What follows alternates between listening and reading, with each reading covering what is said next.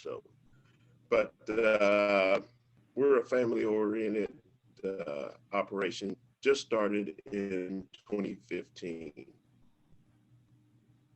And with that being said, my ESTJ has already kicked in for this morning. And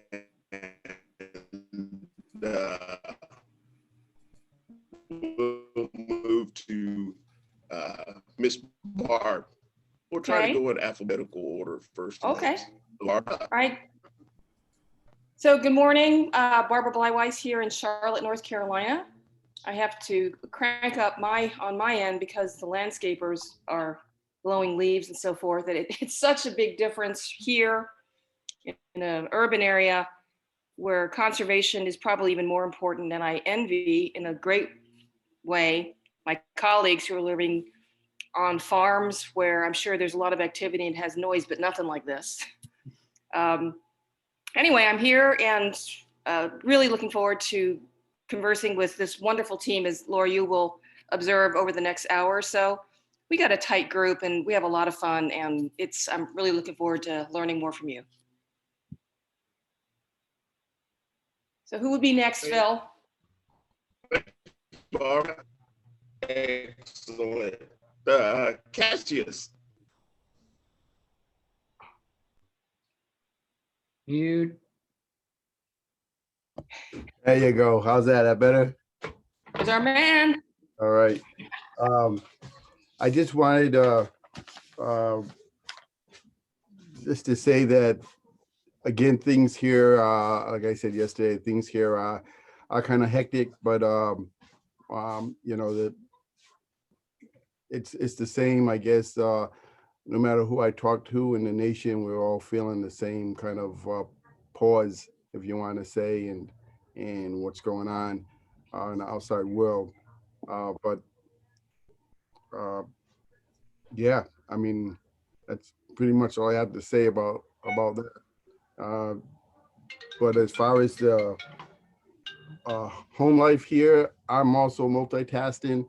I got 5 things going on. Just making this meeting this morning, you know, I wouldn't miss it. Trust me on that one, you know. So everybody else gotta kind of hold up for a minute. I tell them this is very important, but man, it's just you get pulled in so many different directions. You know, you lose thought. Excuse me, my phone is ringing now.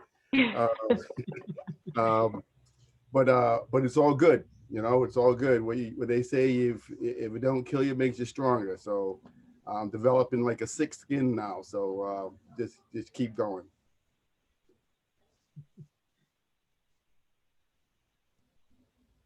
All right. Thanks for that, Cassius. Brother Joe, you're up next. Thanks, Phil. Appreciate that. Good to see everybody again. Laura, welcome. Glad to have you here today with us. I hope the internet's coming through. I was having some issues as well, but again, our second edition from the great state of Oklahoma.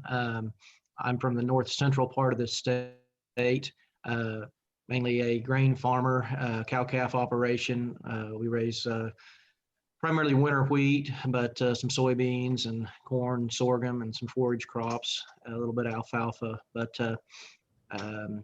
kind of empty nesters now, so to speak. Got my son married off the other day. My 2 youngest daughters are first year of college at OSU in Oklahoma State, and then my oldest daughter is working on her second master's up in outside of Boston. So anyway, my wife and I are kind of adjusting to that a little bit, so that's exciting. But glad to have you here. Looking forward to the program.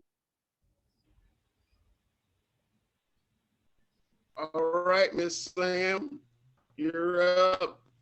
Good morning. Good to see everybody today, and I'm glad you guys get to see me this time. So, yeah, we got some snow last night, caused school delays this morning. So I was a little concerned I wasn't going to make it in time, but I'm glad I did. So, but yeah, everything is going well here. Laura, just introduced myself. I'm from Ohio, Southwest Ohio. I raise beef cattle, chickens, and turkeys, and sell directly to the public from farm stores that I have on property. So it's great to see you guys, and I'm really looking forward to another day with you guys. Okay, Ryan, over to you, and we'll let you finish us out. All right, thank you, Phil. Appreciate it. You did a good job there. And I wasn't sure whether that was the internet or just that Southern accent slowing things down a little bit. But either way, I do appreciate you this morning. And yeah, and so my name is Ryan Britt. I'm from North Central Missouri, and cow-calf, background, finished cattle operation, and corn, soybeans, wheat, hay, similar to Joe's operation. We've got a little bit of snow on the ground, I guess 5 inches, 6 inches right now. And so guys are hauling hay and feeding cows and getting equipment ready to roll again in the spring, and lots of fun things going on there. I've got 3 kids, 12, 10, and 2. And so chasing around for basketball practices and, you know, stuff at church and so forth. And got just an interesting tidbit, working on my private pilot's license. So tomorrow I have a 2.5-hour FAA written knowledge test that I'm cramming for. So if my brain is a little numb, it's because I have been studying a lot of useless knowledge that hopefully it's not useless, but sometimes it does appear to be that way. So it is my privilege to introduce Miss Laura Johnson this morning. And it's wonderful to have you join us. I did just a little bit of looking into your background. I really appreciate Sunny's comment this morning. I think she said that you're recognized in the conservation world as a conservation communication rock star. And I think that's, you know, what a compliment that is. But when I did go a little further, a little deeper looking into LinkedIn and, you know, the official biographies, I did notice that it says you're a communications and marketing professional who's dedicated to gaining support for conservation and celebrating conservation heroes through effective communication strategies and storytelling. And of course, that heroes word kind of stood out to me. And I, you know, went a little further and noticed that you have a Bachelor of Arts from Grand Valley State University. Is that correct? And, and the degree is film, cinema, and video studies. And I got to thinking, you may be my hero, because if you got a degree by watching movies, I think that is awesome. So I'm jealous. The only way that. I could get through. Oh, well, that's awesome. You know, cheers to you. But so we're excited to have you with us this morning, and looking forward to the information that you're going to make us better with. Well, thank you. That was such a kind introduction, Ryan. I appreciate it. And it's so nice to get a background on all of you. I remember meeting, I think, most of you very briefly last year in Las Vegas. And Cash, I know we've met a few times. But I remember because you guys were a force. I was in the NASCA, the National Association of State Conservation Agencies meeting in Las Vegas.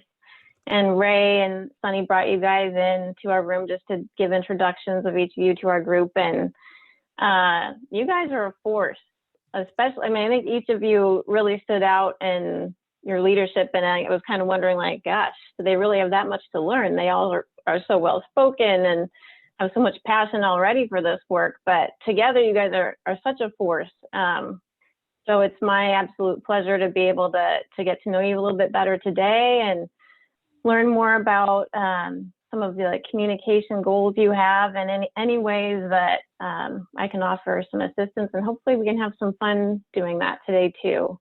I've been working with the Washington State Conservation Commission for the last, I think, 8 years. I'm their communications manager, and Ray used to work with us. We had the huge pleasure of having Ray with us for a long time. We're an independent state agency that coordinates and promotes and assists the conservation districts in Washington state.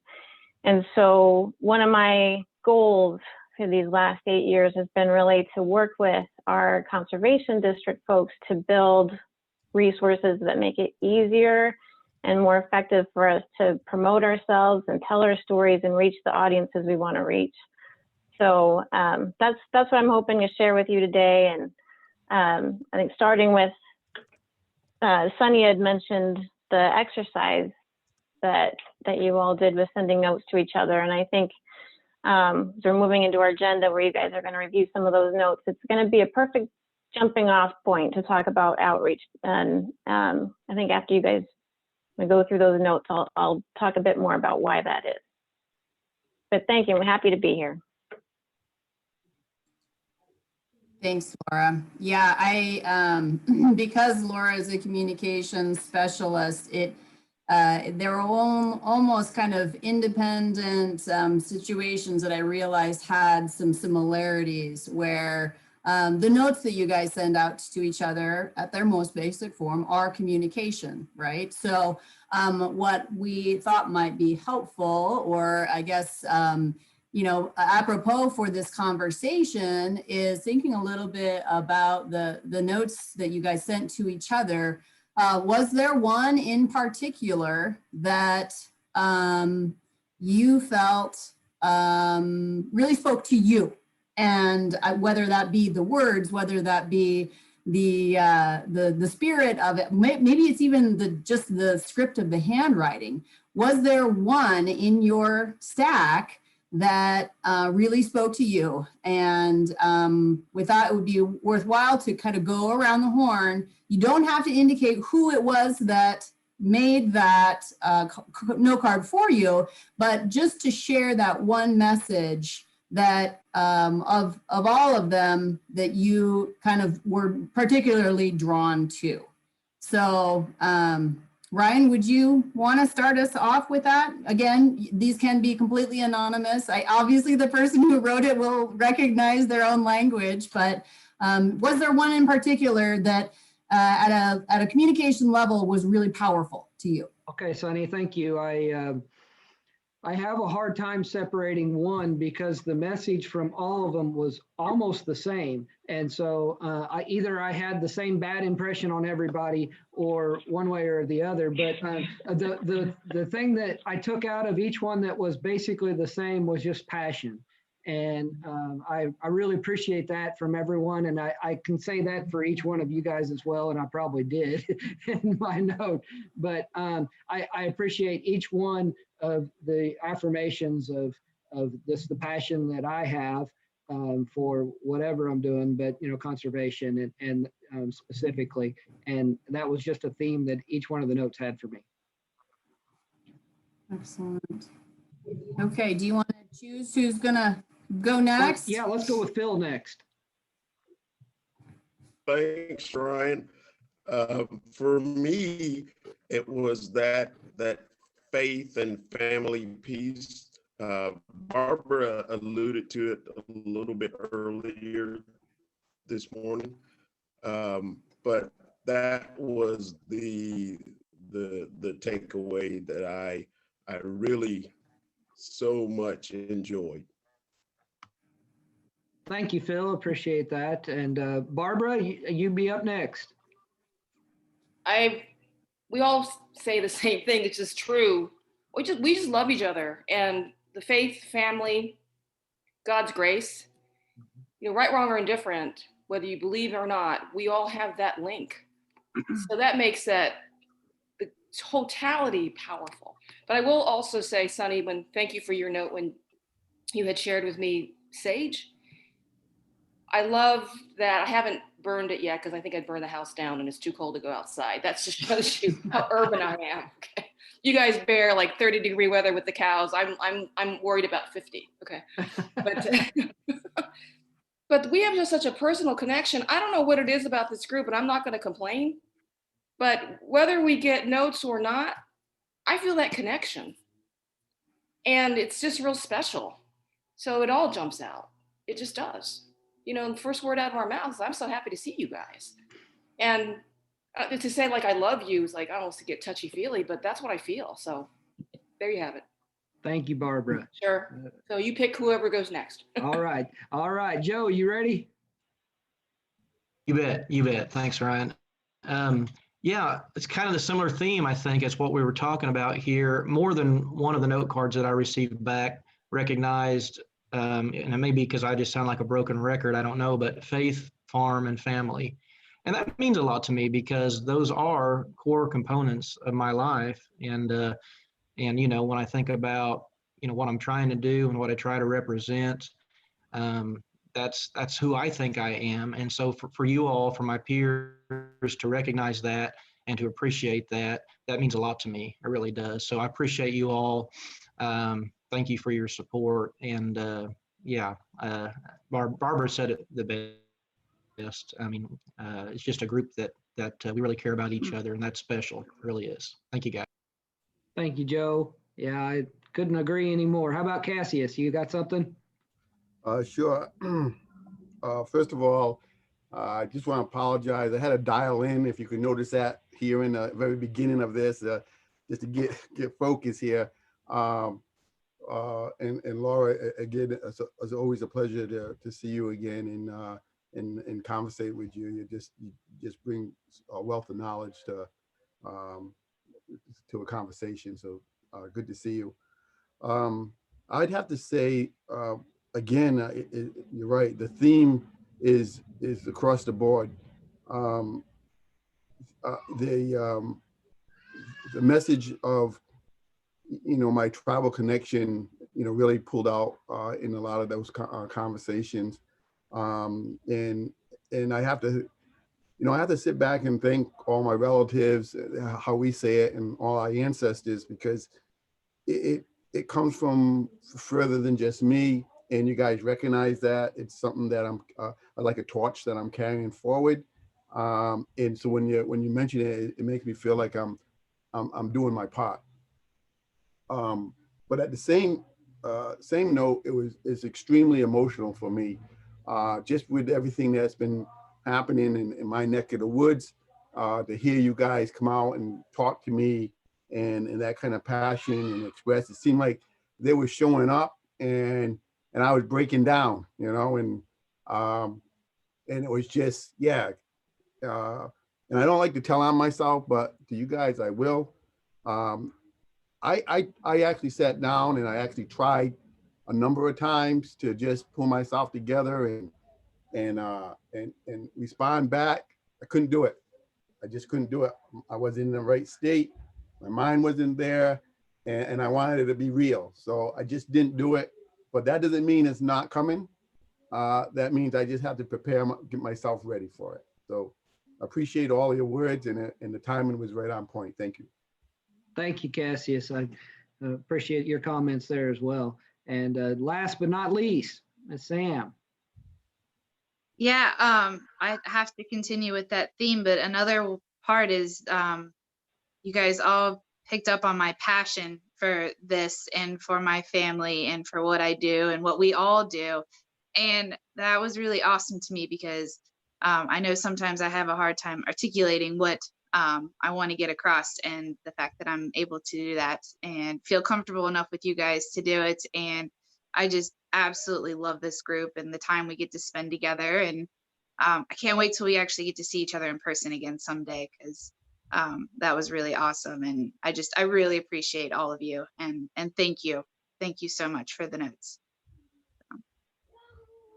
Thank you, Sam. I think it's just amazing that each one of us, you know, got those out. And at least for me personally, they seem to come at just the right time when I kind of needed a little extra boost certain days for whatever was going on, whether it's the winter blues or, you know, just trials on the farm or whatever in our life. And what an uplifting thing that was. I appreciate Sonny and Ray and that effort to help us get those letters out to each other, making it easy for us, which, you know, some of us are not real natural at writing notes like that to people, and maybe we need to be better at that. So thank you for getting us started.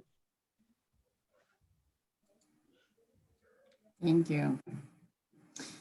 Yeah, so I hope that kind of sheds a little bit of light. I mean, I know that in your capacity as conservation communication rock star, your fix is deep, and you know, in the same way that some of those tools are real practical, some of those tools are real connected to the passion, the core of who these people are, the heart. And I guess that I hope that that can kind of help to pepper the rest of our conversations and the rest of our presentations with how these things work together, how that genuine communication and the practical can really help be effective in the long run. So do you have any insight, Laura, on the discussion that you just heard? Yeah, I do. And I actually have some questions for the group. I mean, first, it's just, it's really lovely to hear how much you all appreciate each other. It's not just that you're knowing each other, but at this point, you're really appreciating each other and seeing each other. And I just wanted to ask, I'm kind of getting this sense, but I just wanted to ask if a couple of you could speak to what it feels like. It sounds like some of you felt like you've really been witnessed by this group, not just that you're in a group with some other people that know a couple of things about you, but they're really fully witnessing who you are, what's important to you, and maybe in ways that you were hoping they did, but didn't even know until you received these notes. And I just wanted to ask what it feels like to be fully witnessed by your fellow cohort members here. Well, I'll just mention, Laura, that I think what you said is completely true. I mean, I think the whole purpose of this is for us to be ourselves, to be genuine, try to open up ourselves to the group and learn from each other, strengths and weaknesses, and what works in one state might help another state learn.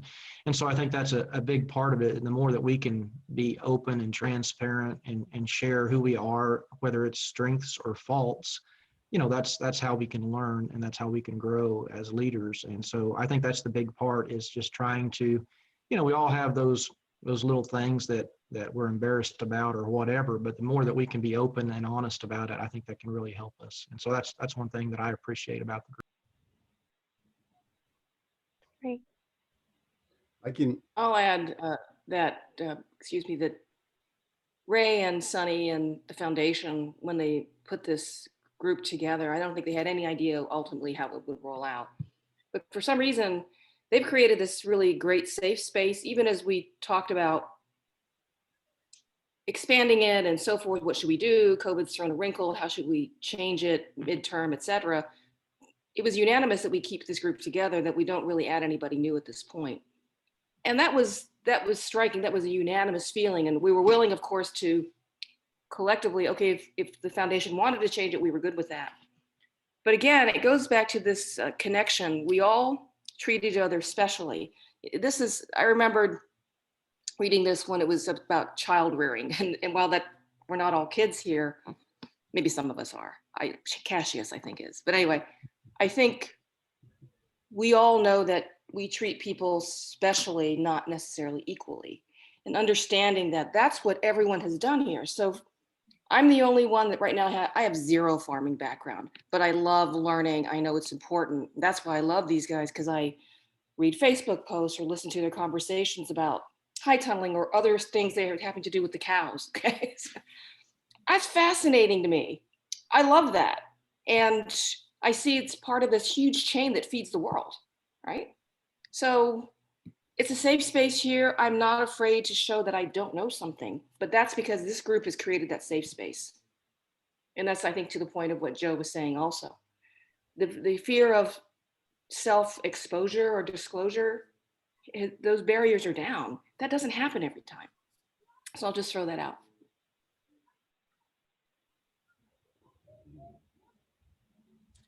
I'd like to share something very quickly. I'll shorten it. There's a lot more detail to it, but anyway, I had the opportunity to go to a national rainforest in Peru, to the Masaganga tribe, which is a tribe of people that has very little contact with the outside world. And it took me 3 days by a little boat to go up this river to meet this tribe. And they left me there. The people that brought me out there left me there, and I still hear that sound of that boat moving downstream, and I was left there, and there was no rescue helicopter coming in or nothing like that. And I was like, I mean, I'm really good in the bush, but I felt like I was just an infant there. And so anyway, and there were so many different experiences, but this particular experience was that everywhere I went, they followed me, and I couldn't speak their language, so I was doing a lot of sign language and different things like that. But I had to go to the bathroom really bad, and they wouldn't leave me for 2 seconds by myself, you know. And I was trying to interpret to them that, you know, you might, you know, and they was like, you know, still. So, make a long story short, when I got out of there, I asked one of the interpreters there that could speak the language, and I said, you know, I have a very difficult time, you know. They was like, were they concerned about me, this and that? And they would say, oh no, they in their culture, they don't believe in privacy. They don't understand that, you know, because they look at themselves like, and I could relate to that, like a beehive. You know, the bees are just arms that reach out and grab things, but the whole hive is one unit that's living. And for me to want to separate myself like that was very strange to them, you know.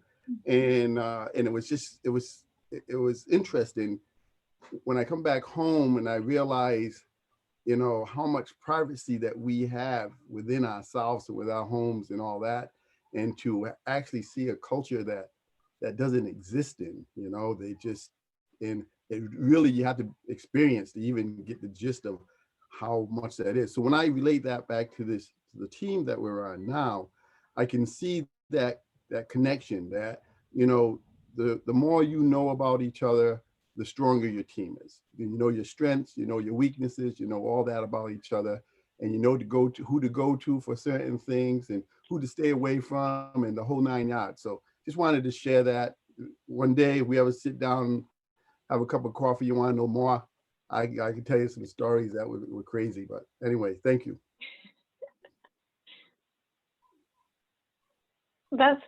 I love what you all have been saying about connection, and this is working out even better than I was anticipating. I'm going to start sharing my screen. Hopefully you guys can see this. Because we're going to be talking this whole day about how connection really is the cornerstone for good communication.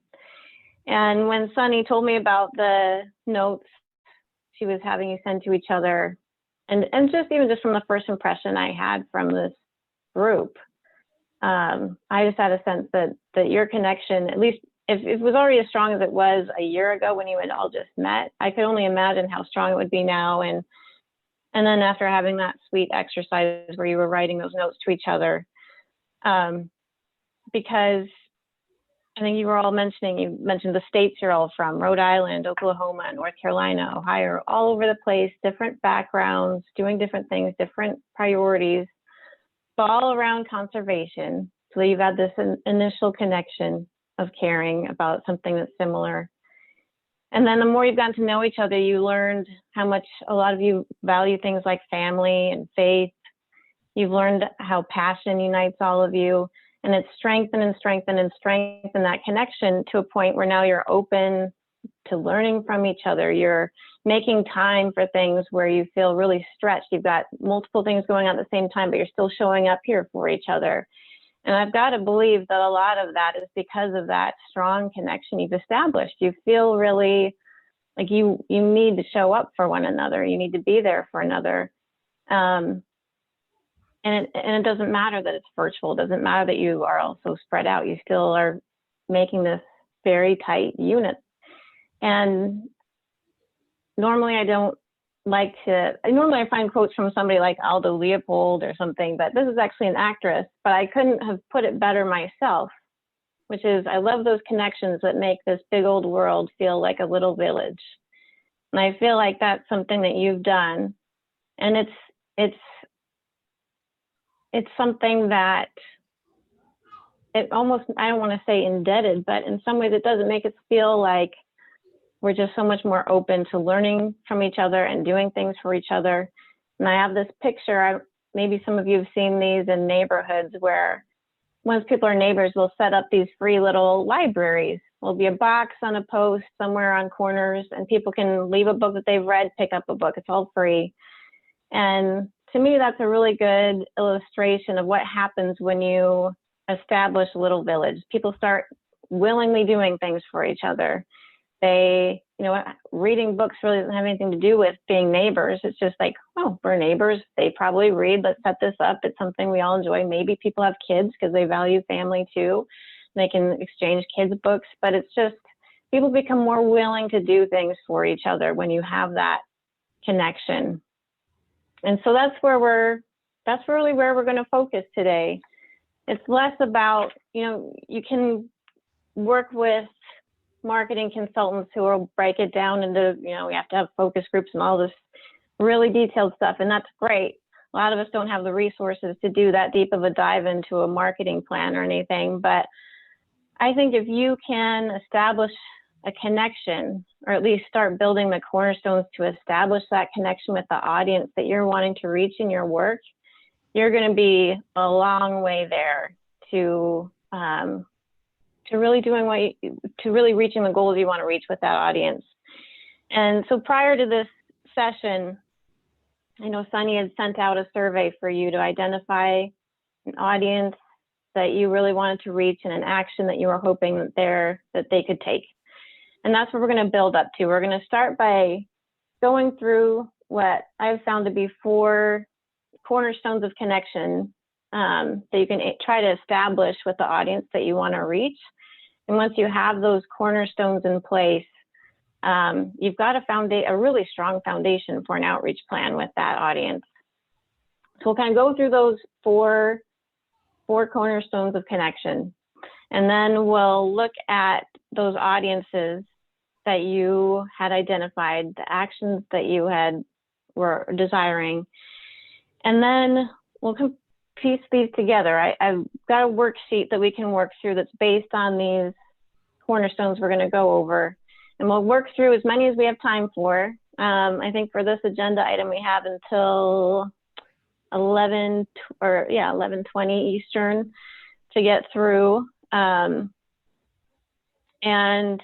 yeah, we'll just see how many we can get through after we go through these cornerstones. And then we'll close after that. I'll go through some other resources that we've created in collaboration with conservation districts in Washington that can really help you further establish that connection and really bolster your outreach plan. So I promise this will not be a slideshow for you the whole time. It's just going to start with a few to establish these little cornerstones. So here's our little boxes. These are our little cornerstones that we'll reveal one at a time. And the first one is to pause for purpose. And what that means is, you know, a lot of times when folks are thinking about outreach and communication, it's easy to jump right ahead to, let's do a video, let's do a pamphlet, let's do a display. And what pausing for purpose requires you to do is to really go back to your goals, your strategy, and why you're even wanting to do a video or a pamphlet. It makes you not jump to the product, but really start working through the process of having an effective outreach plan. So there's 2 steps here.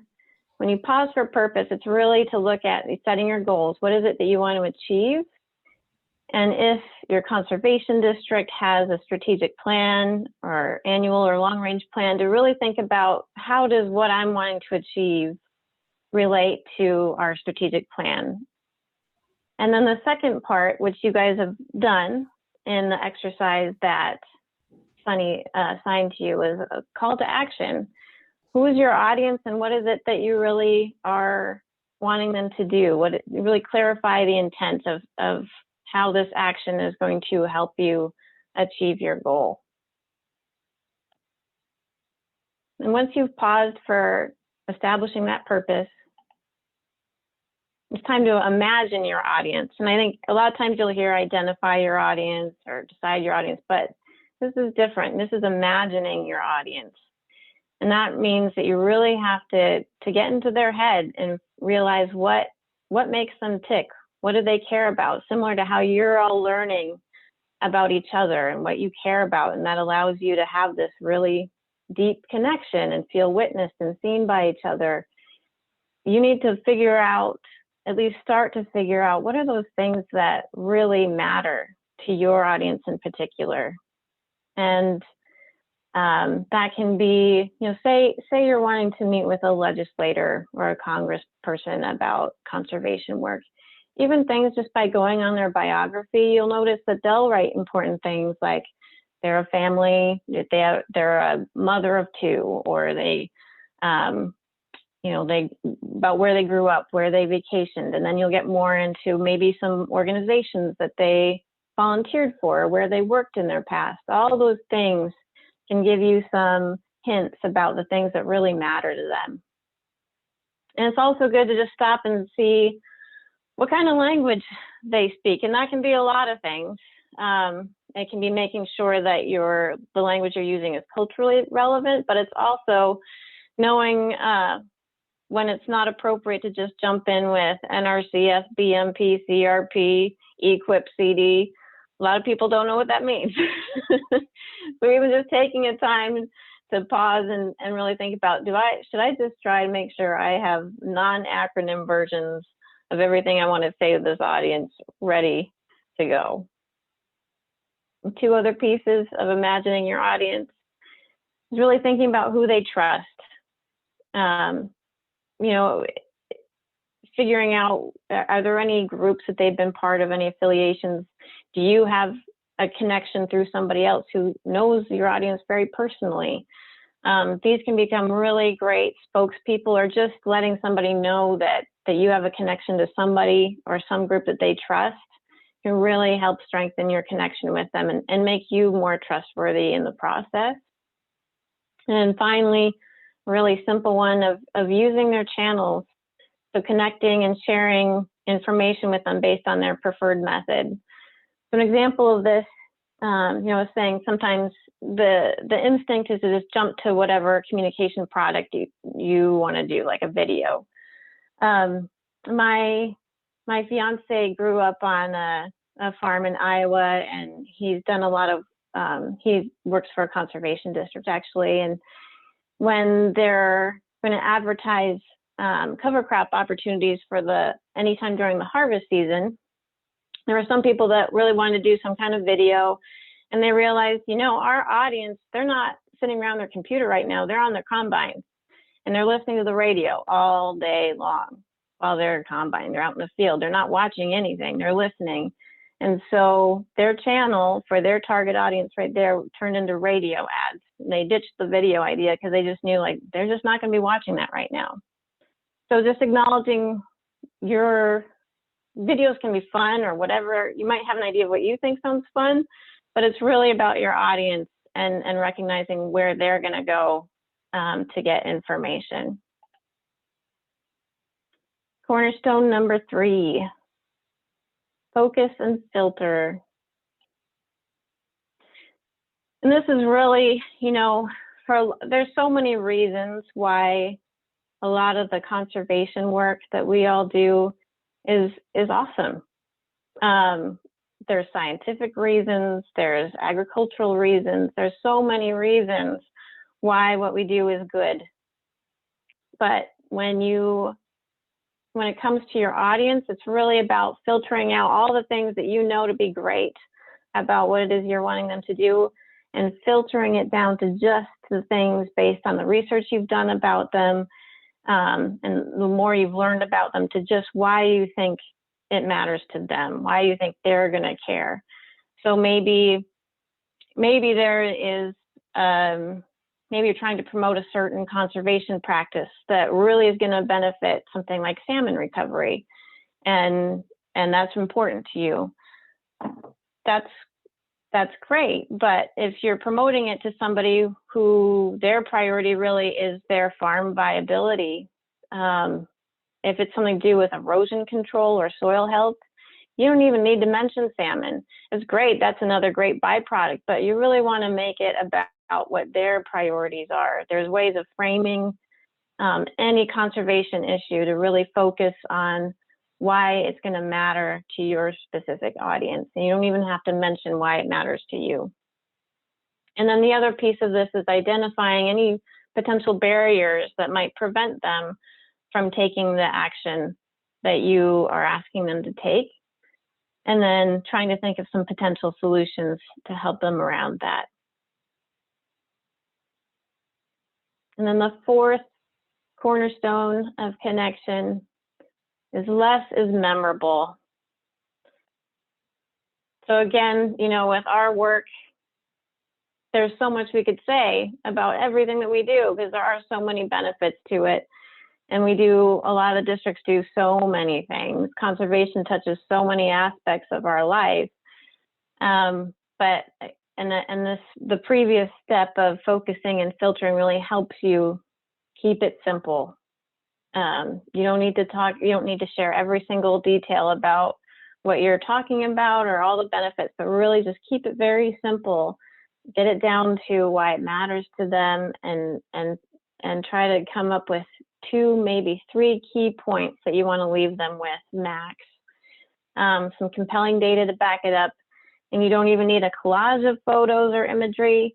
One strong image is going to be way more powerful than a whole barrage of different pictures. And this graphic I have here about the TMI picture, it's one I'm using in a talk I've got for NACD's annual meeting coming up here, because this is what we found ourselves doing a lot. You know, there's just so much you can say about our work. So somebody would ask us what conservation districts do, or just about voluntary conservation in general, and we would just like word barf all over them with way too much information about our work, and it overwhelm them and overflow them. But our brains can only contain so much, and then it's just going to start to get lost. So before you're going in to make an ask or even really try to reach out to an audience, the simpler you can keep it, the more they're going to retain. And it really challenges you to zero in on what's going to matter most to them. So here they are, the 4 cornerstones of communication. And I'm going to pause here. In a minute, I'm going to show how this looks in terms of an outreach plan worksheet that we're going to start working through with some of the audiences you mentioned. But does anybody have any comments or questions about these four cornerstone areas?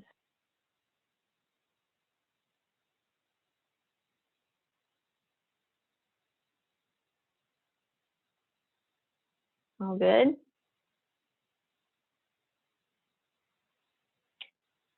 All right. Well, then let's bring up, here's a sheet of, you guys still seeing my screen? Okay, good. So right now I've got on the screen these are the audiences that were mentioned in this survey of a group more specific than general public. So I appreciate that, of audiences that you'd like to reach and the desired change or action that you'd want them to consider doing. And it's fun, they're all really different. We've got urban farmers and community gardens prioritizing soil health and conservation practices, seasoned or senior board members adapting technology to use it to conduct business due to COVID restraints.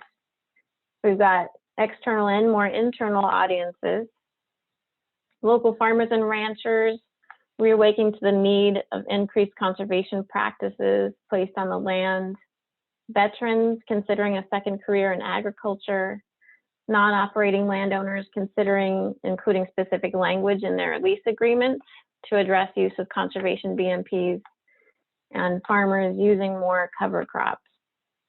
So this is a great mix. And what we're going to move into now is showing how we can kind of plug in these audiences, the desired change or action that you guys were looking for, and plug this into an outreach plan worksheet. And we'll start by showing this worksheet, and it should look pretty familiar after that presentation. So it's broken into the 4 cornerstone areas. So in your first phase, you're pausing for purpose. So here, just 3 things to enter in: your goal, your audience, and your targeted action or behavior. And you guys have already done these 2 sections right here already. Then you move into imagine your audience. And normally here, you'll take some time to actually do some research, and we'll fudge this a little bit today when we're working through this to kind of go off some things that you think or know, or maybe assume about some of these audiences, just to give you a sense of how this works. Fill in what you know about who they trust, the channels of information they use, and what kind of language, is it technical, non-technical, so you can plan ahead for how you'll speak with them. And focus and filter, 3 fields. In what way does the targeted action or behavior that you're asking relate to your audience's interest? So you can see how all these steps really lead up to each other. And once you've done all this research, it's going to make it a lot easier to answer this question of how does it relate to their interests. You can think about any perceived barriers and any solutions to those barriers. And then last, once you have all that groundwork laid, what are the 3 key points that you want to leave them with? And what do you have to support that, and potential visuals? And that's it. So I think what we'll do, I've got a couple of these started. Here we are. So what we can do is we'll just start filling these in as a group. And like I said, some of this, maybe we don't know exactly what their interests, values, and experiences. We can make some assumptions. We can talk about where and how you might go about finding that, just to help us think about this moving forward. And I'm going to send these outreach plans to Sunny and Ray so that you guys can have these moving forward to work on your own. But does everybody feel good about starting to work through these? Okay, great. So remind me, who was it whose target audience was veterans? It's Phil. Phil, okay, great. Well, in this, as we do this, Phil, if you have any context that you want to add, that's great. And then, but for everyone, anybody who has anything to add to this or some things for us to consider as we work through it, this will be a whole group exercise. But I think just for this, while we're pausing for purpose here, I'm going to ask Phil how encouraging veterans to consider a second career in agriculture, how do you feel like that relates to the goals that you or your conservation district are hoping to achieve? Is there a specific goal that contributes to? Yes, we have a goal to provide outreach to the underserved as well as underrepresented members of the district. Perfect.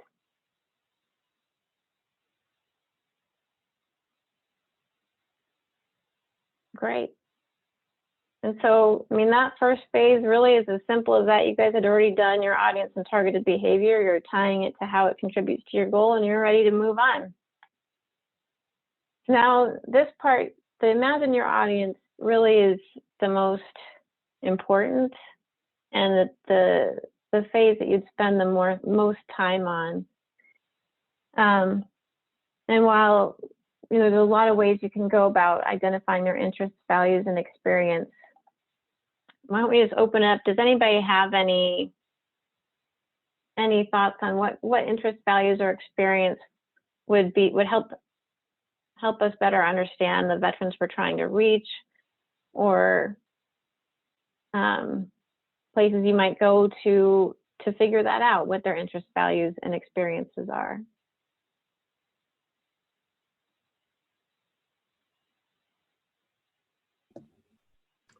Maybe funding opportunities.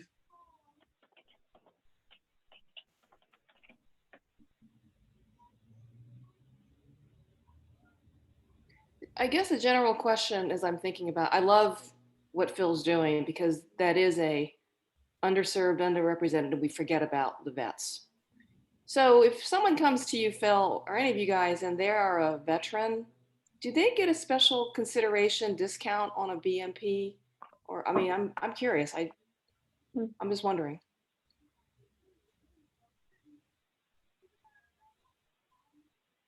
For me, if I interact with a fellow vet, then I'm more than willing to go above and beyond to gain information on what it is that they want to do.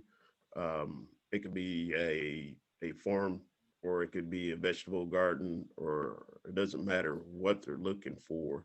I'm more than willing to point them to the resources that I know about that will assist them in achieving their goal. And one of the reasons I ask is we have ranking criteria when we're doing urban cost share stream stabilization. And one of the things we've been trying to get focused on is underserved communities who do have, it's the same issue, you have a special group. But the idea of being able to have increased additional criteria or extra points for someone who may be a veteran would be valuable. So I love what you're thinking here. That's helping me. That's just the only comment I had. So what you just did, Barbara, actually is you came up with a solution. You know, maybe there is a potential barrier there for veterans.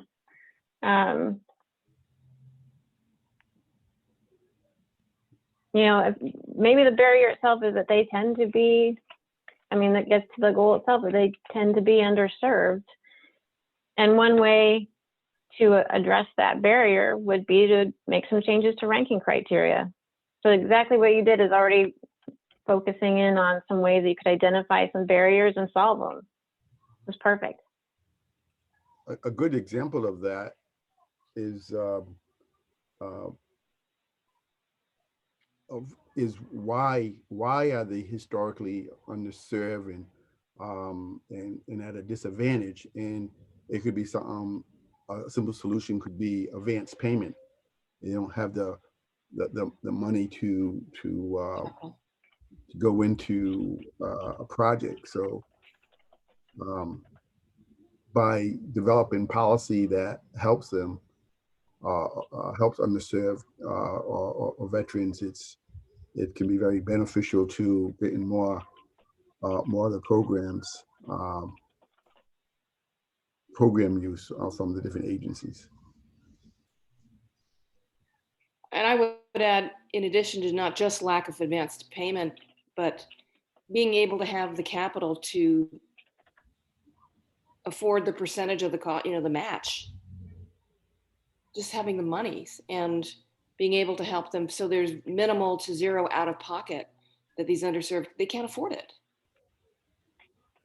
So the financial aspect certainly is important, but I think overall, when you look at the criteria,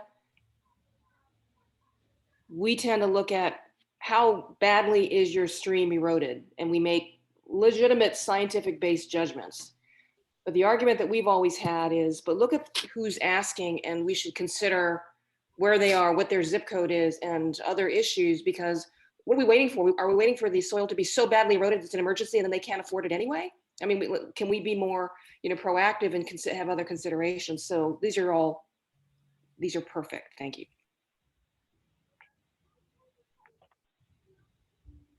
That's great. And actually, you know, in my master's program, this is where I ended up realizing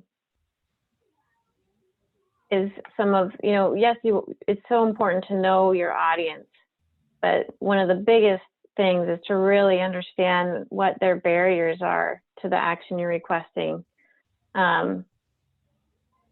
Sometimes people can make some assumptions about people, maybe they just don't care, or they can make a lot of assumptions about why people aren't adopting a behavior that you're promoting. until you really give some thought to where the barriers could be and try to solve them, it can really be a roadblock. So you guys are doing awesome on a very important piece of this work. About any other, just from the knowledge you have, and again, this is something you'd want to do more research on if we were doing a full version of this, but any other interests or values that you think are important to a veteran audience? I would say that the decision-making part of that, they would like to be, inclusive in some of the designs of different programs or policy. Again,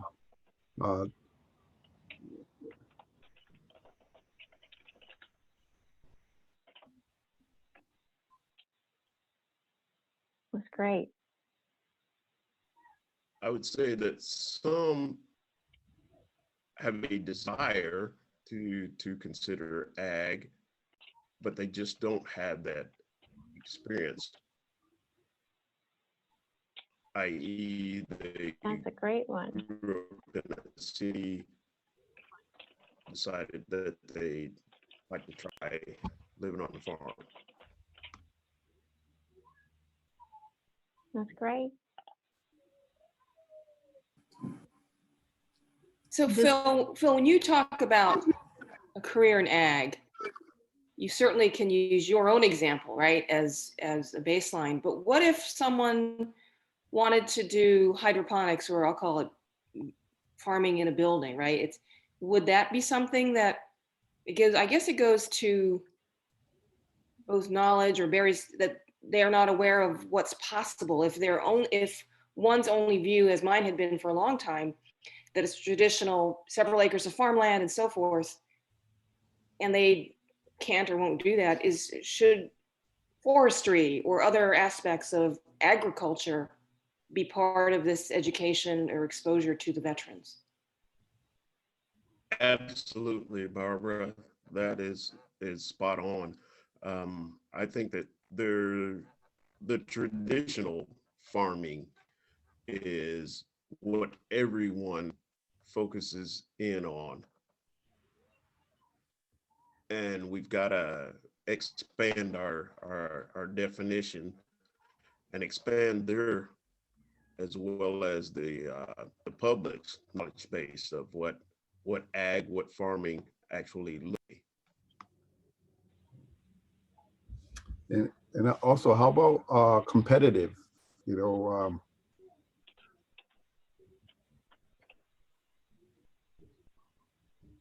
Sometimes they just get you can get drowned out very easy because you're not competitive, and you don't have again policy or programs in place that will make it worth your while to be involved.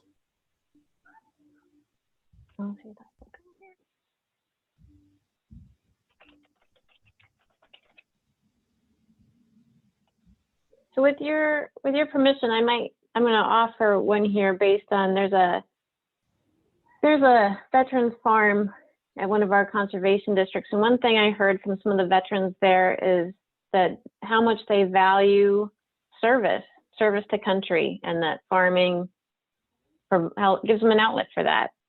That could be one of their values as well. So with more time, you'd want to really fill this out, really figure out what some of their values are. But in the interest of time, we'll just keep moving through here just to give some examples. So how about who they trust? Vets trust other vets.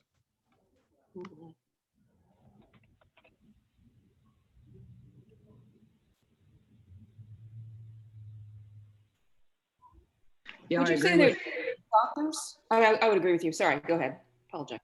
Okay, well, I agree with Phil and fellow vets very much. I have read a little bit also about Marines and specifically in the Marines their respect and how getting respect or being respected by those around them is very important, and because of their service. So I think they would also respect other people that have sacrificed, not necessarily in the military, but have sacrificed, whether it's public service or whether it's community service, but others that have put the general public in front of their own needs. Great point.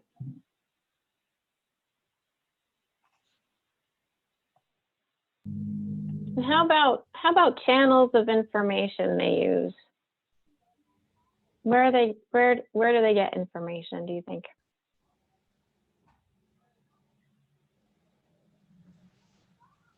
I would say that they get the vast majority of the information from other veteran farmers that have already gone down that road, if you will, of transitioning from a uniform wearing member to a farmer or ag producer.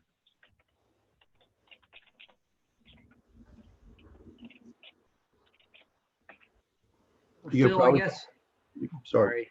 Well, I was just going to ask Phil, would you think that a veteran being used to receiving information from the government, trusting information, would a veteran be as apt or more apt to receive information from, whether it's FSA or from their government source and I guess trust it? I would say yes. However, with a caveat, it depends on their experience, their service connected experience. If it's a positive one, yes, they would. But if it's not so much, then maybe not. I think I had mentioned to some of you guys. So my dad was in the service for years and years. He gets this military officers MOAA magazine, and he reads it, and that's a good source of information. So like, I don't want to say trade journals, but that's a source of valuable information for him. This time as well, there's a lot of organizations that are really putting funding into outreach. And they're actually targeting with research, they're actually targeting underserved as well. So I would say outreach from organizations or organization outreach, something to that effect. And I did some work recently, Laura, with Vets on the Farm, the national organization.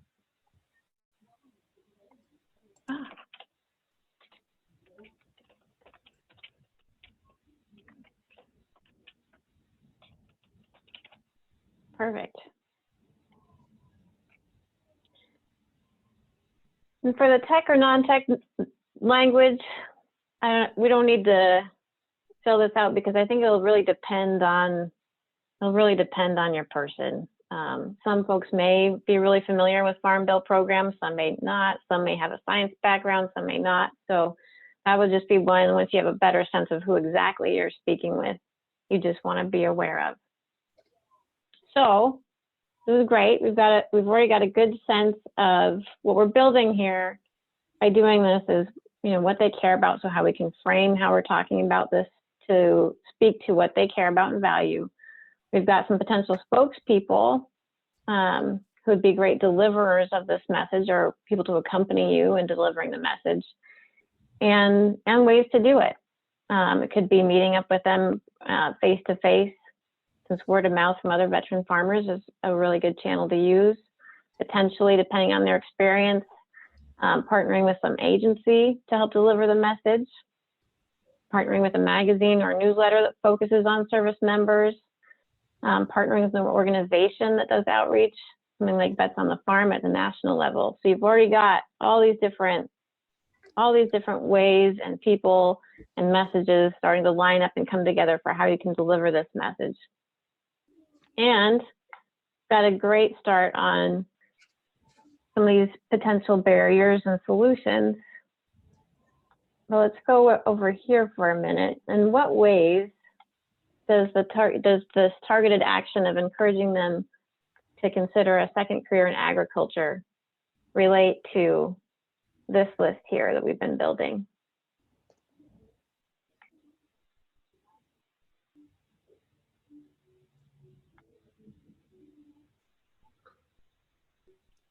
I don't understand the question. If you could show me the. Sure. Yeah, so the action that is being requested is for veterans to consider a second career in agriculture. There's a lot of reasons why you could say agriculture is a great career. But what we're getting at here is what makes it something to consider for a veteran based on the values we've been identifying. And for example, if you're looking at this service to country piece, so veterans tend to really care about a service to country. And one way in particular that an agricultural career could be a good service to country is around food security. Food security is something that is really important to the people and to this country. So it'd be a way for them to serve. And it's a way to speak about a career in agriculture that may really speak to things that they value. Does that make sense? Okay. Yeah, I think that's a good point, Laura. And Yes. what I was Go ahead. wondering, I'm sorry. I was also thinking, you know, our vets, as we talk about their care for the country and concern, you know, I mean, to me, we can help educate them about our natural resources, our renewable natural resources. And, you know, I can't help but think that they're going to be very much concerned about preserving those and, you know, conservation. That's what that's all about. So if they can do that as they try to help feed people, whether it's in a small way or a big way, you know, that's irrelevant. And so I think that would be a great way to perk some interest if that's something that's important to them. Another thing is to help drive purpose, because it is a career change, and it helps give back to the community on that level too. So it still gives purpose and service to their area.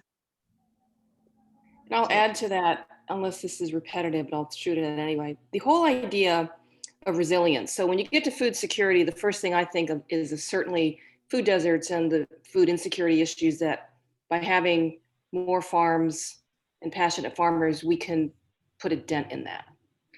But I also look at the more you have local farms and the idea of, I'll call it supply chain. There are no organizations better equipped to understand supply chain than the Department of Defense. So if you have the ability to create a network of resilient farmers, resilient gardeners, right? And that they mobilize in a time of need, it shows them this is one area of a goal that veteran farmers, all farmers, but veterans in particular, understand supply chain. And they understand logistical distribution because that's what they did. That's great. So again, in the interest of time, we're going to jump down to the very end here, but hopefully what we're getting to is so you're seeing how this relates to their interests. And so once you get into this less is memorable and your key points, what we'd want to do is come up with, you know, fill in 2 or maybe all 3 of these with some key points that put these actions and behavior, or the way that the actions and behaviors relate to their interests, and how you would propose addressing some of their perceived barriers into 2 or 3 key points that you deliver to them.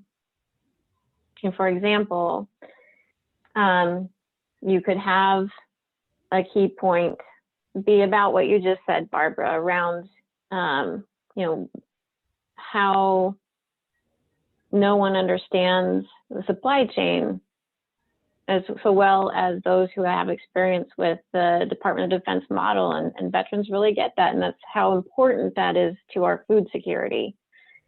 And then a second point building on that would be, you know, say, so maybe you have them hooked with this, okay, this relates to my values, but maybe you also know that they are concerned about having having some funding for any, or I guess one thing we've talked about, and I don't think we have captured here, was around maybe not, oh yeah, here we go, lack experience in ag.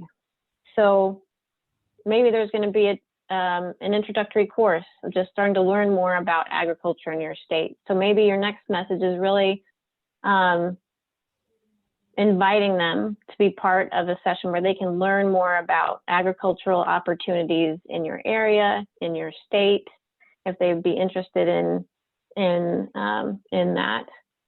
And then your third point, if you feel like this is also somebody who may have some financial barriers, your third point would be, and we're starting to develop a policy for how we can provide some ranking criteria to make this more appealing and favorable for veteran communities, and we'd like you to become a part of that too. Kind of getting back to Cash's comment about having them be involved in the decision-making process.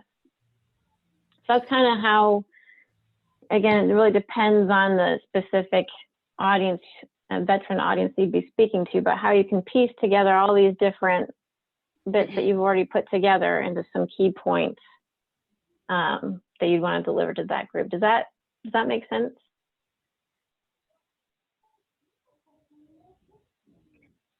And then once you've done that, so underneath, for example, if with your key point around being trained, if you had a key point around how well they understand the logistics of supply chain, for supporting data, facts, or testimonial, that might be where you bring in a fellow veteran to talk about how they've been able to apply what they've learned in their military experience to their career in agriculture to back you up. It's not just you saying it. Somebody they trust is backing you up and able to speak to that exact point.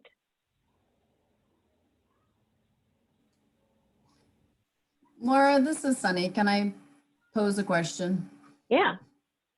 So I was thinking about you, Phil, the other day because I actually participated in a training where we were talking a little bit about, who we are as people.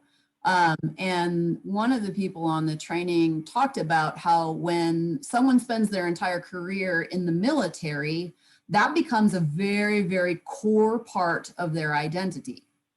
It is their job, it is their family, it is, it is all consuming to the point where it's not just something that is like, secondary, like our education or where we live. It is very much at the core. So what this person said on this training is that, that they have found it challenging to, when they retire from the military, to kind of reinvent themselves. Because there's this point where you feel as though that whole part of your life has been your full definition. And they were talking about how they were struggling in kind of redefining who they were. So, and I don't know if that is, could this be like, where would that be? How would you incorporate something like that of, this is an opportunity to kind of become the next you, I guess. Does that make sense? Yeah. Phil, am I stuff out of thin air out there? Absolutely. That is spot on.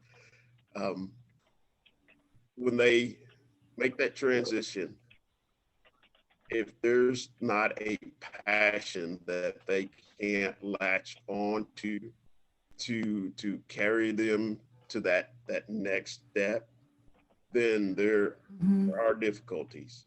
There really are.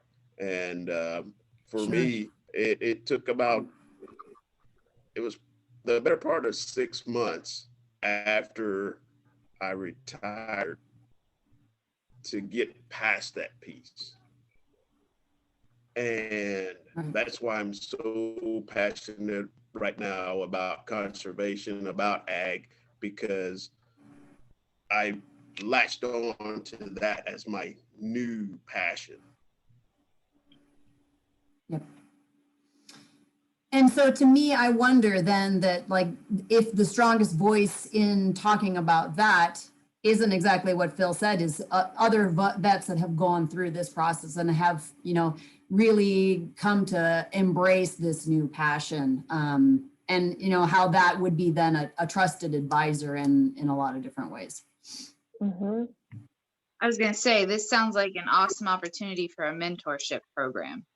Like, you Oh, know, that's bringing great. in and starting this second career, hook up with somebody who's already done it, and they can guide you through it and see what parts that you're interested in and what direction you want to go with it. Well, and to that point too, Sam, you would make a very, very good mentor.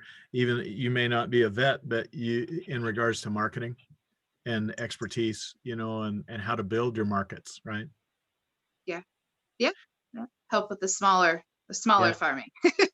You know, while I unmuted, Laura, one of the things that I learned in working with the Vets on the Farm, national and state organizations, was there is almost an audience within the audience that's combat veterans that have a whole different set of needs than just overall veterans. So you could even have a Mhm. subset of this where the combat veteran, Phil, and you'll have to help me out with this, understandably has some memories and some concerns, and they like to be outside, but they want to be outside in a safer environment and maybe not have a lot of people contact, if I could be so blunt as to say that.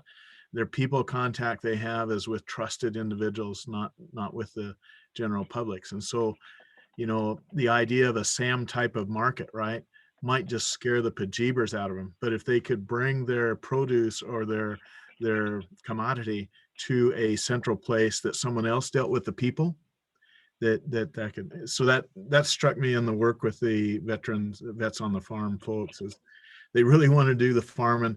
They didn't want to have anything to do with the marketing or, you know, people related stuff because of some experiences they had in the combat military.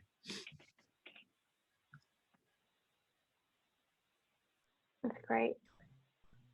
Yeah, and like Ray's saying, I mean, when it comes to you working through this worksheet yourself, you'll have a much more specific audience within probably the ones that you've listed.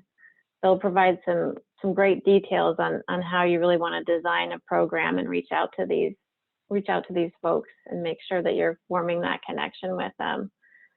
So I'm gonna pose a question to the group. So right now, I think on our agenda, we're supposed to be moving into the communication tools section. I could go about this a couple different ways. We could work through another one a little more quickly if you want another example, and I could spend a shorter amount of time going over some additional communication tools that are available for you guys to use when you're doing your outreach plans. Or I can just jump right into those additional tools and spend a little bit more time there. I can go either way easily. I'm for advancing. Let's go to the next, because I love working on the vet stuff. You don't have to do another one unless everyone wants to. I'm cool with whatever Okay. everyone wants to do. I'm going to pose a question, Laura, just because I know you do have an upcoming breakout session. Is there a way in which we should, be encouraging them to participate in the breakout session and to be able to gain some of this information that is going to be, in the next section of our agenda? And we could do, I defer to the group certainly, but I know that you do have an upcoming presentation with the breakout session that is just so great. I do, and a lot of materials I have to cover right now are going to be those that I go over very quickly in that session. So yeah, I mean, I think the advantage of doing it here would be we can talk a little bit more detail about each of the resources and how to use them. So I can ask the group too, are you guys feeling comfortable, or do you have any questions about when you're applying your audiences and actions using this worksheet? Do you have any questions doing this on your own? Is there anything that you want to know about before you're set loose on that? Does that all make sense? Okay. I'm Great. curious, you can speak to. Obviously, what I've seen unfold today is that more voices are better. Advice for the group on who all to incorporate when developing the communications plan? That's a great question. I mean, I think you want to incorporate representatives from your audience, if at all possible, because they can speak to this better than anyone. I think also including some of your leadership so that there's backing for the outreach plan that results. So making sure you have district board members involved.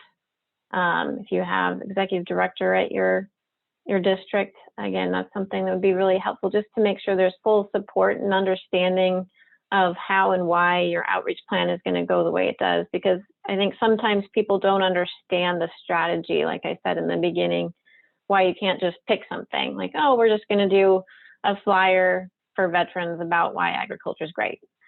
And it's to help bring people along about why the strategy is so important before you even jump to a product, so there's support for that. So leadership involved, having representatives from the community you really want to reach involved who can answer directly some of these questions about what they care about, what their barriers are, what would be helpful to them. And then any potential partners that you could see helping carry out the outreach plan, or somebody who also, other external groups who have an interest in similar goals to you, so you can talk about how you can help each other.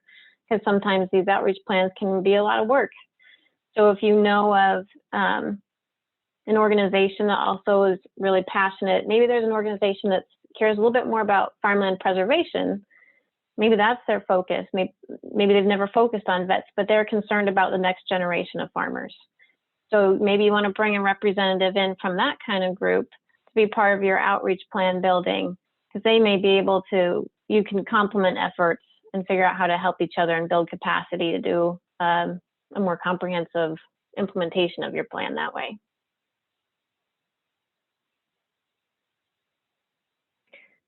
So what I'll do to close is we presented these 4 cornerstones of connection, where you really build off the connection you have with your audience to assist them, to learn from them, for them to be open to learning from you, to maybe even be taking action that you're requesting them to do because you've established that trust, you've acknowledged that you witnessed them, you know what matters to them, you're willing to speak in the terms that they really relate to, and you've got your outreach plan. What I want to spend the last few minutes with you going over are some additional tools that are in this marketing toolkit on the Washington State Conservation Commission's website. And I've got the address on the screen for you right now. And this is a screenshot of sort of the tabbed organization of that page.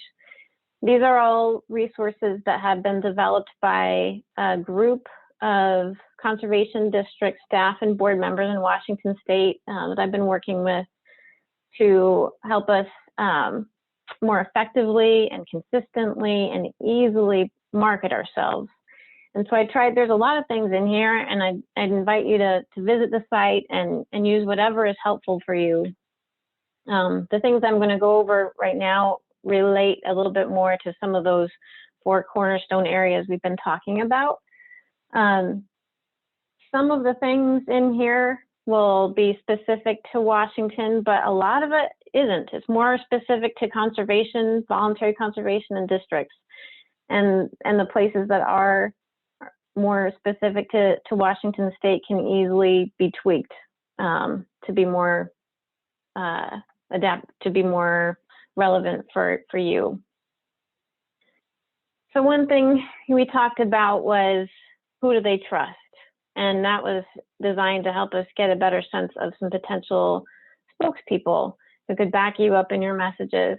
One of the things we have in this toolkit is a worksheet for capturing effective testimonials.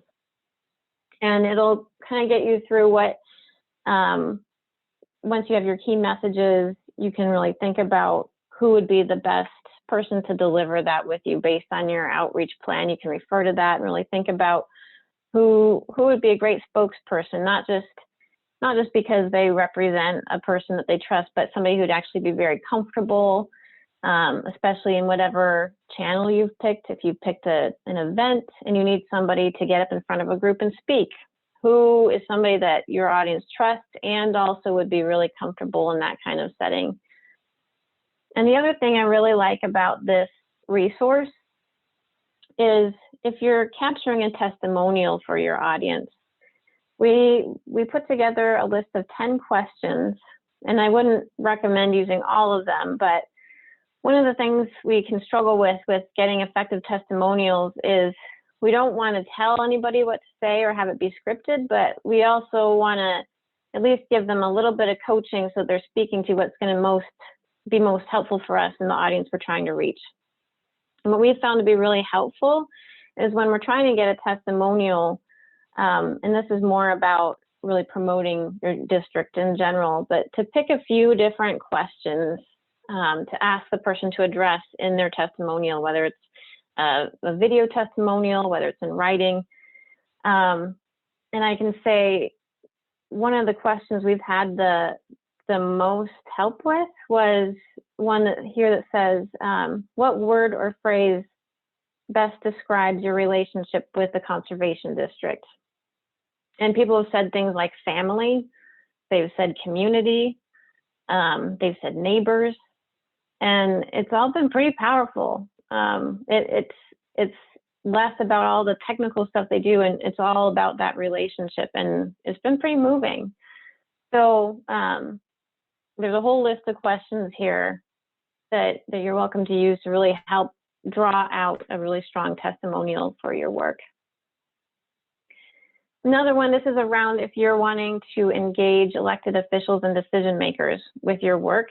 This is just a simple sheet that provides 3 different sections. Why, so what is your purpose? That pause for purpose. Why might you want to engage elected officials and decision makers? How you want to engage them, some different ways to connect with them, whether over coffee, inviting them to write a guest editorial for your newsletter, and then what you should talk about. So some examples of questions you could ask, such as what you're hoping to accomplish in the next few years, listening to their goals, and then speaking to how your district can potentially help them. This is our latest resource. These are visual equivalents for conservation measures. So this touches on the keep it simple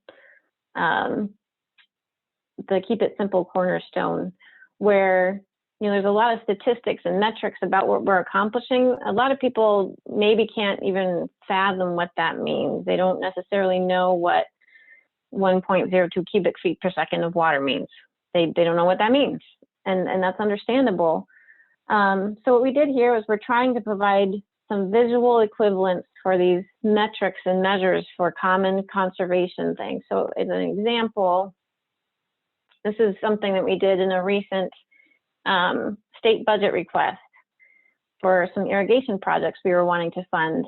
And they would return an estimated 14.1 cubic feet of water per second to salmon streams. That doesn't really necessarily, I don't know what that means, but when you say that's enough to fill 14 Olympic-sized swimming pools a day, people at least get, that's a lot of water. So that's what this resource is really set up to do. And these linked words here will take you to a free graphic or vector image of that item. One thing you'll notice, this does have some Washington-specific landmarks and places on it, and I would encourage you, again, thinking about your audience. Maybe they went to college at, what university did they go to? Use an equivalent for their football field or their campus. The more you research and know about your audience, those will give you some really fun equivalents to play with so that they can relate to your achievements. And the last thing, this is what I'll be speaking about on the NACD session, is we released an elevator pitch and word bank this year. And again, this will help with the keeping it simple piece of your outreach plan. So maybe you're speaking to somebody who doesn't even know what a conservation district is. And that maybe not be the purpose of your connection with them, but you're wanting to at least have a good, effective way to present your district and then move on to the point of why you're speaking with them. And so we worked on an elevator pitch in Washington so that we have this like a 2-phrase, 2-sentence description of districts that really gets to the heart of what they do. But we also wanted it to be something you could modify. So we set it up kind of like a Mad Lib. So we have different sections that are underlined, just like a Mad Lib where you can fill in a word. In our case, this is our elevator pitch, which is conservation districts of Washington State partner with private landowners who own over 50% of land in our state to voluntarily take actions that keep our air, water, and soil healthy. They're community-based hubs of natural resource expertise and funding, led and staffed by locals who understand the needs of landscapes and fellow community members that they serve. And the reason why the what, why, who, how, those are all underlined is because you can swap those out. Maybe that language doesn't work for your audience, your community. Underneath the elevator pitch, there's this word bank down here, organized under who, what, why, how. Those are all suggestions of words that you can swap. So maybe you don't like saying that the district's partner. Maybe you'd rather say that they empower, that they lead, that they promote, they collaborate. Maybe some people loved saying that they were community-based hubs.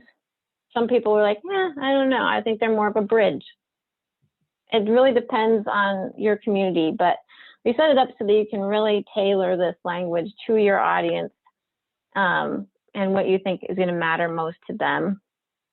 And the other thing is this was a general elevator pitch, but as we've been speaking, we were talking about in general what we were set up to do, which was to work with private landowners.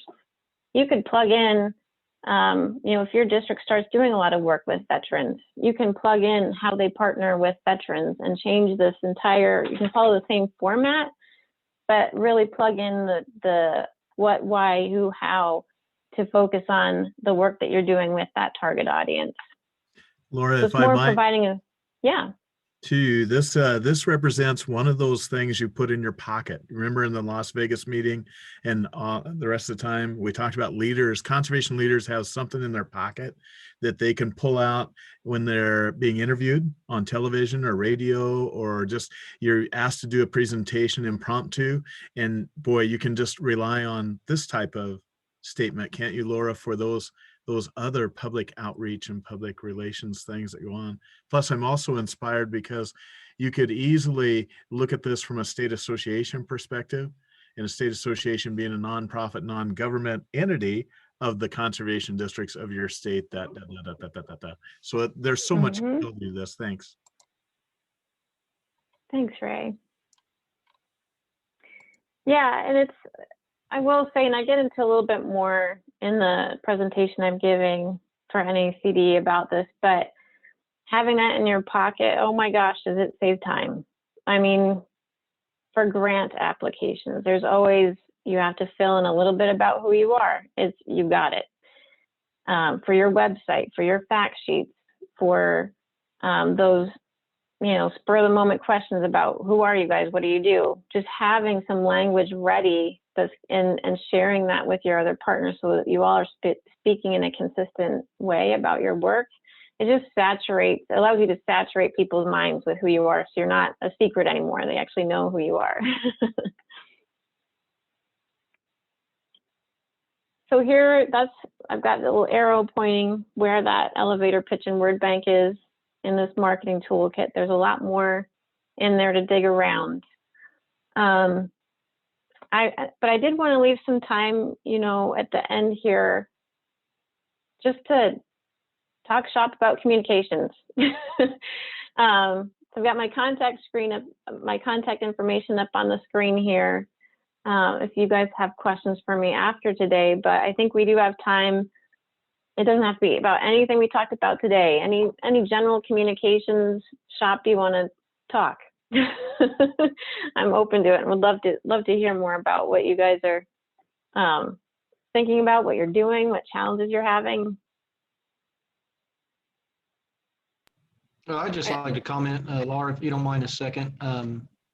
You know, I saw, I think it was Ryan's idea on trying to address that aging population, so to speak, of board members that are unwilling to really, you know, embrace the technology. Because I just, that caught my eye, because that's an interesting thing that we're dealing with, and this, you know, certainly caters to communication. You know, how do we get, you know, how do we help those folks want to engage? Because I mean, they're great people. I've got a guy that's been on the board for 40 years, and his ideas are great, his enthusiasm is great, but when it comes to technology, he just says, no, I'm not going to do that. I don't want to do that, and I'm just not going to. And that's difficult. It's difficult to try to just, you know, to think about how can we address that? How can we get those folks motivated? You know, they're just like, I know what he's thinking. He's thinking, well, I'm just waiting until this is over. But, you know, what if we have to do this more in the future? So, you know, do you have any ideas on how we can work with folks like that and try to get them to engage in this type of atmosphere? Sure. Yeah, I mean, I think it really gets to, I think that's going to be very individual. And I think it gets to figuring out, probably starting with their barriers, I would think. If it's, I know we've had some board members where I don't even think they have a computer at home. So I think it would be kind of starting with what, really trying to ask some questions to identify specifically what is it that makes them feel like they don't ever want to go there. Do you know if those conversations have happened in that case, to find out exactly why they don't want to do it? Well, for my folks, I think they're just stubborn, to be quite honest, because I know, you know, they have spouses or what have you that can help them do those things. But this particular guy, he doesn't even text, you know, and he's just kind of bullheaded. And I mean, I know the easy comment is, well, you need to get rid of him. Well, again, he still has a lot to offer, and, you know, it would be a good growing experience for him to, you know, to try to, you know, compromise, but those guys are kind of set in their ways sometimes. So I was just, you know, trying to get some ideas, or if any of the other group has some ideas. Maybe Brian has some ideas. Ryan, excuse me, has some ideas, you know, because it was kind of his suggestion. But yeah, I think it's, like you said, it's different by the individual. That is a good point. And so maybe we need to look at each individual and try to get some ideas from that perspective. Yeah, thank you, Joe. I appreciate that. Yeah, to speak directly to the question, obviously we had districts that were not meeting because they couldn't meet in person. And so as an association and trying to help the other districts around the state, we've tried to offer, you know, other communication styles and made, you know, recommendations. So we've done, you know, Zoom meetings are great until they don't have a computer, which is a real concern, you know, in a lot of the farmers that have been a little more seasoned, have been around for a while. And so, you know, we've tried to offer conference call meetings. And I find it, you know, that they've got a cell phone and they can use them. And, you know, but oftentimes they're just not comfortable with that format. And so it's really been a challenge. Some of the districts chose not to meet most of the pandemic, and they've only had, if any, 1 or 2 meetings in this last year. And obviously that has really put conservation at a standstill in those districts. You've got other districts that have excelled, that, you know, as you said, Laura, I think it is very individual. You know, I would never say that all the senior members are hard to work with, because we've got some of them that are probably better on computers than I am. And they've adapted it, they've gone with it. They those districts have excelled. They've gotten more dollars to the ground than they've ever, because the dollars are available. So that was exactly my question, is how do we help those that are, you know, choosing not to, and encourage to get them to whatever minimum level we need to, whether it's just a conference call, to, you know, get things done. And maybe there is a way, I mean, again, without knowing the individuals, I don't know, but I can imagine, with some of the folks that we've had some of these struggles with, that they might appreciate learning from one of their peers versus learning from having me teach them. I can imagine that, you know, if they have somebody they've been on the board with a while who maybe similarly has struggled with technology and overcame it, and learned some things and tips and tricks, maybe they would feel more comfortable learning from somebody like that. So trying to get it, again, sort of like, who do they trust? Who do they feel comfortable with? Who might they feel that connection with that would allow them to feel more vulnerable? Because it really is, it can be a vulnerable thing to admit you don't know something. I've heard some of you mention that today, how nice it's been to feel safe enough once you have a connection with somebody to admit, like, I don't know how to do that. So when it comes to something like technology, where there's a potential of somebody feeling vulnerable and having to be asked to be taught something, it could be figuring out who they feel safe enough to learn from. But yeah, I mean, I think the specifics of it, whether it's an internet access piece, whether it's a technology learning piece, those would all be more individual, but there might be ways to just learn some goals they care about for the district that technology can help them achieve. So speaking to their values, who they can trust to help teach them, and then identifying any technology barriers that could be standing in their way. I have a funny example about this topic that I can share with you, since it's a safe environment. I was asked to put together a program, right, for just this audience. And I made the most critical error in a communication planning I could have ever made. I built it all around what kind of media.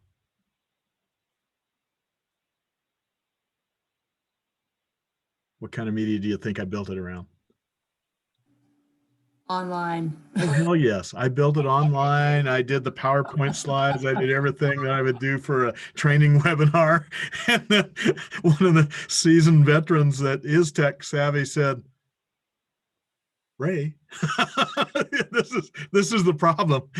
You've just built around the media, all your messaging and everything to get the right messaging in the wrong media. So, you know, you got to back up, roll back the tape and say, maybe a conference call, huh? Maybe with the flip phones, you know, and conference calls. That's how you're going to get to this audience. So just to demonstrate your points, Laura, you're making today, which are fabulous, by the way. Thanks for that, Ray. Any other questions? I think we've got, is it 3 minutes before your wrap up here? Yeah, we've got 3 minutes, so. Okay. Yeah, fire away, anybody. I'm curious how many of you you feel as though you've got a elevator pitch similar to the one that Laura had described in her exercise. Yeah, Cassius? Yep. I find that, you know, and it's sad to say, but I've been to a lot of conferences, and it seems like we get more work done after we leave the square box and go find some place just to sit off and talk. And if it's just, you know, just that socializing and talk a little bit about what people do and what they're about, and, you know, it goes a long ways. I take every advantage, even here at home, to make a phone call first to talk to an individual that I'm trying to approach. And I say that because it opens up so much more dialogue that, and it doesn't seem to be as restrictive as the professional. Don't get me wrong. There's good and bad, you know, to everything. But again, going back to the personality, what we did yesterday, you kind of have to work on the strengths that we have. And sometimes writing a letter is great. So I'll leave it at that. I have a question. When you were going through, Laura, and actually Ray as well, when you guys were going through planning and messaging and moving forward, how many of your districts/customers felt they needed to change their logo? I'm so glad you asked that, Barbara, because Laura has some marvelous stuff in master formatting and branding. So I can't wait to hear and share. Yeah, that was one of the first areas we focused on. We wanted, some of our districts don't have a logo at all. Some of them have very, very specific localized branding and logos for their district. And we also didn't have anything that we felt really helped districts stand out at the state level. So we actually did some branding work and provided a logo that districts could use if they wanted, but we certainly were going to use to promote districts at the state level. I would say that one thing we've noticed since we did that, we do have some districts that use the logo we created, and actually it's this, you can see on the screen, the Conservation Districts of Washington State, your window to healthy land. That's how we've been promoting conservation districts at the state level, so that we felt like we wanted legislators to know that it's not just their conservation district in their legislative area. This is a network of service providers unlike anybody else that's located in every county. There's at least one in every county in Washington State. And we wanted them to know what that really means to have that many local districts that be able to provide conservation services for the state. And we do that by using this logo on our state promotions. Some of the districts they may have their own logos. Some of them have created some that don't match this, but they use the branding colors. So we've really started through our color scheme to present ourselves in a more unified front. Their websites are starting to use these colors. They've used the colors and some of our messaging on their business cards. So there's still room for them to really speak to and present themselves in a way that's going to work best for their local community, while still paying tribute to our statewide branding, acknowledging that we are the conservation districts of Washington State. We are a force to be reckoned with. Laura piloted some work to draw all the annual plans, or excuse me, all the annual reports together. It is a mammoth project she does each year that is fabulous. Go up, find it on their website, find their annual reports that they've had. Each district is highlighted using same format, right? And then there's statewide infographics and whatnot that are just phenomenal. Laura uses a lot of infographics, especially in her legislative fact sheets she does for the State Conservation Commission. And every once in a while she sneaks over and does one or two for the state association, but we never talk about that because she's not supposed to.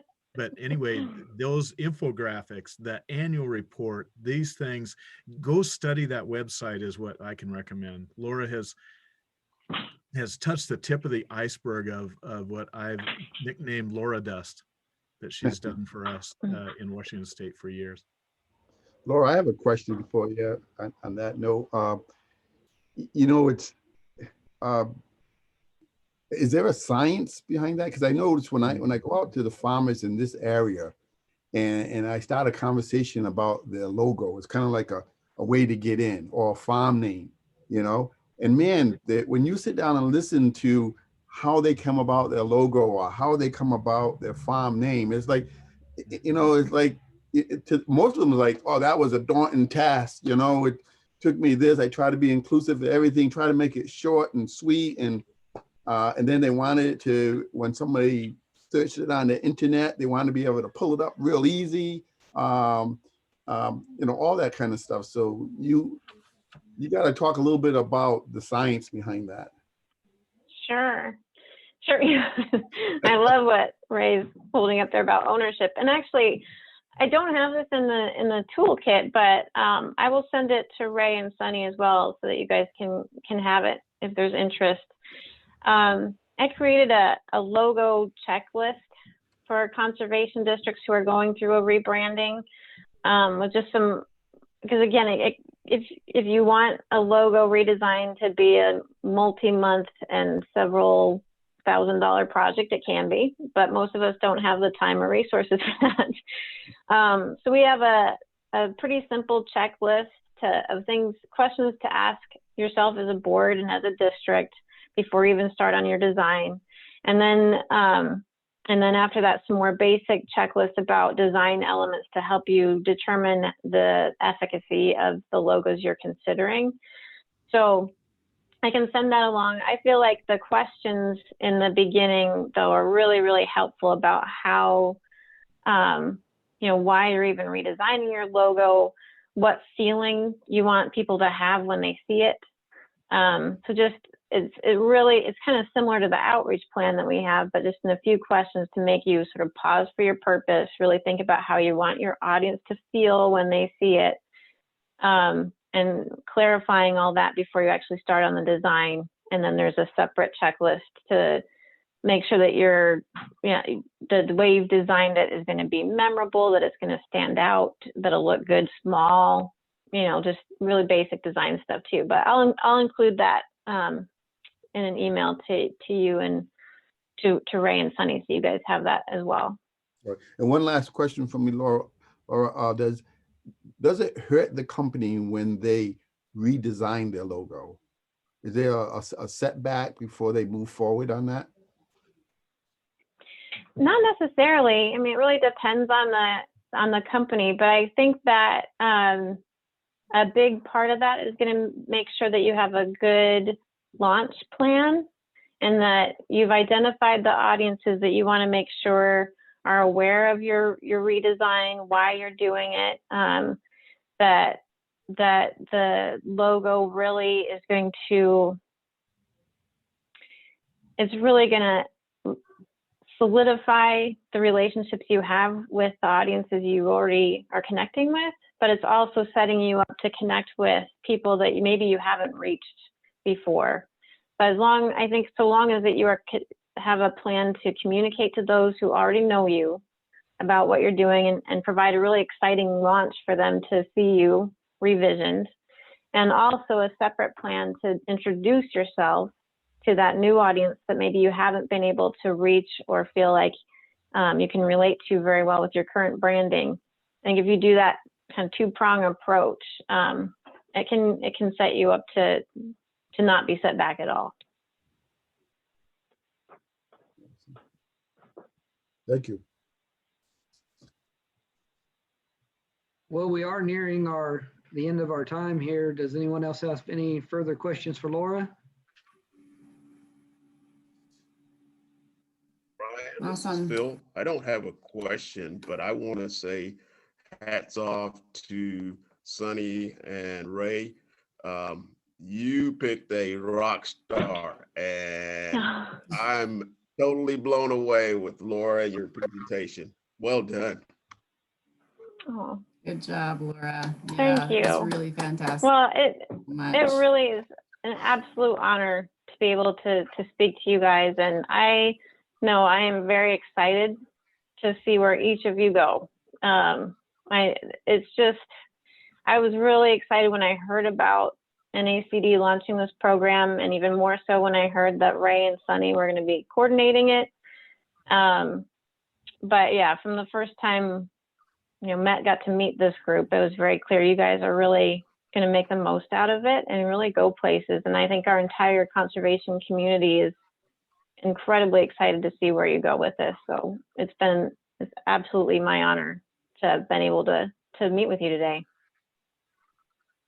Well, thank you, Laura, very much. It was certainly our honor and privilege to receive that from you. And please forgive me for my film studies comment. Just teasing you. I do appreciate your master's. You have more education than I do. And obviously, you were able to handle college just fine.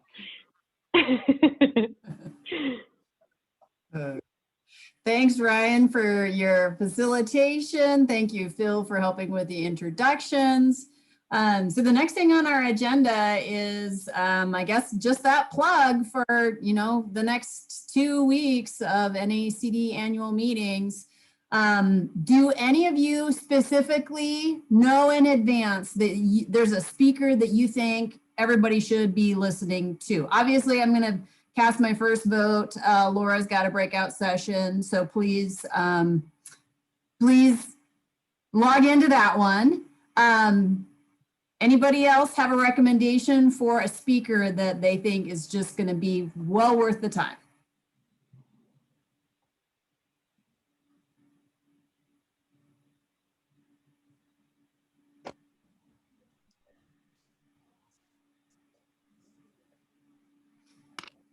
Okay.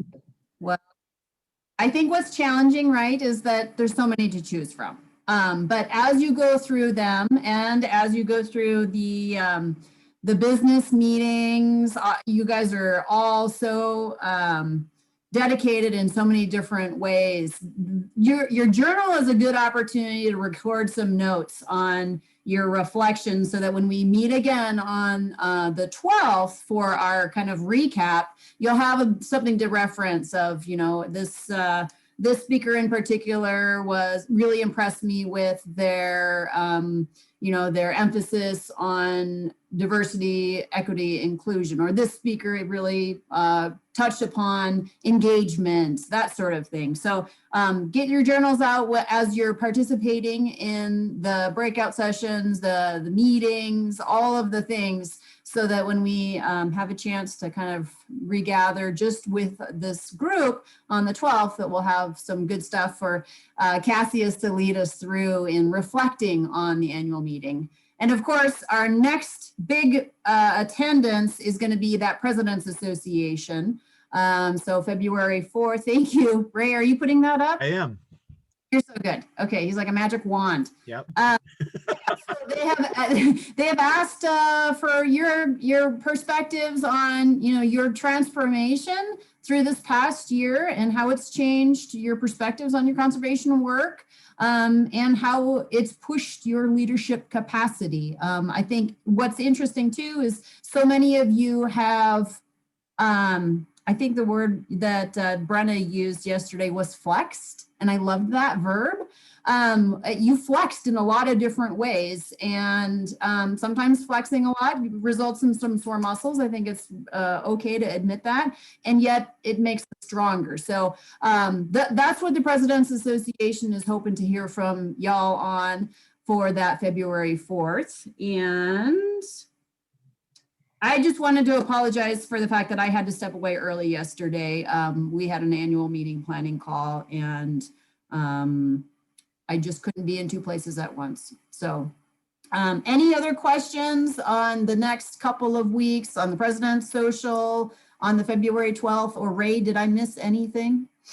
We probably need to make note that the funders, right, the National Conservation Foundation, our operating committee that interfaces with the National Conservation Foundation will also be attending this social. Thank you. The people that decide on applications and, you know, are helping Sunny and I figure out what to do next with the program, along with your comments that you make, then this is another important group that'll be there. But the February 12th with Cassius leading us through our reaction and our comments, right? Our reflection on the activities that you attended. A quick question, Ray and Sunny. If there's anything that you guys also recommend, I would really be interested in it. I heard that the NASCA one that happened already was a really good community builder and working through challenges. So if anything that you guys recommend, please let us know. And yeah. Yeah, certainly. Thanks, Cassius. Yes, we will send those along. Ray had an excellent webinar with the state conservationist. That was recorded and that will be posted, yeah? It is, and I can get a link to you, an early link of the unedited version. That was 6 retired state conservationists unleashed with what it takes to be a great conservation partnership, building and maintaining. And the more refined version will go up on the NASCA website, so we can let you know when those are out. Awesome. Okay, great. Look at that, 3 minutes over. We did it, y'all. Habits create culture, yay. we're close. Okay, good luck with boards and region meetings and RPGs and committees and all the things that you're doing next week. Looking forward to seeing you with the President's Social on the 4th. Thank you, Laura. Thanks. Thank you, Laura. Thank you Yay. all. Good to see you again. Take care. Thank you so much.